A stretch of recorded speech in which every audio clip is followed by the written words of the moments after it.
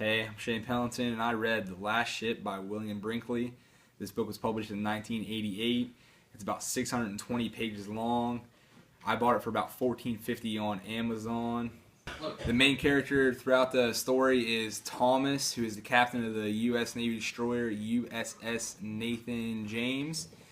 And some other minor characters are his crew, the Russians' crew, and this book is actually being turned into a TV series directed by Michael Bay that will be coming out this year.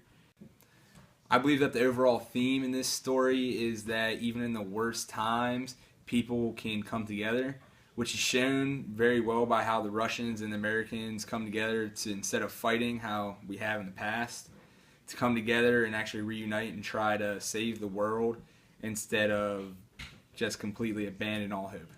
I personally did not like the writing style of this book because the paragraphs were long, the chapters were long, the book itself in general was very long. 620 pages was a haul to get through.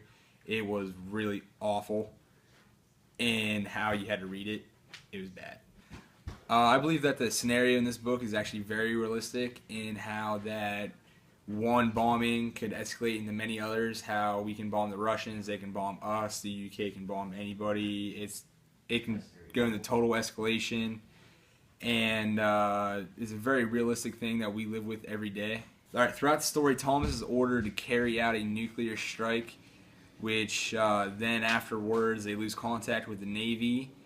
So then for a while they're just kind of sailing around from place to place. They're running out of fuel, and then they run into some other survivors that were wounded to where they couldn't help them.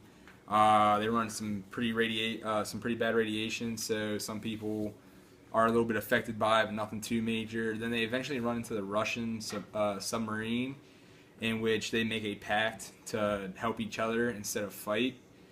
And Thomas believes that all of North America is destroyed, while some of the other sailors believe that it is still intact. So then there's a mini uprising that happens, to where some of his sailors start to revolt. So then they take a vote, and 1/3 of them want to sail away on lifeboats to go check and see if America is still there. So Thomas, not really willingly, lets them take the lifeboats and sail to go see if the United States is still intact, or any part of North or South America. They just want to see it with their own. Things are starting to look pretty bleak for the crew, for the nuclear winter is in full effect at this point. Near the equator, it's snowing black snow. Then, out of nowhere, they find this island that's uninhabited and is not affected by the radiation at this point. And then they meet up with the Russians, and things are going pretty good. They're trying to repopulate the Earth, but then one thing adds up to another, and they have to leave the island with the Russians to go to a Russian base for supplies and fuel and whatnot. And then they just try to save the world after that. And the ending of the book kind of leads into what you would think to be as a sequel, to see how they save the world and see just what would happen, what the world looks like, because throughout the book you're mainly just on the ship. So since you're on the ship, you really don't get to see much of the world or how it looks like. But due to the author's untimely death, we couldn't really get a sequel out of it, so it kind of cuts you off right there.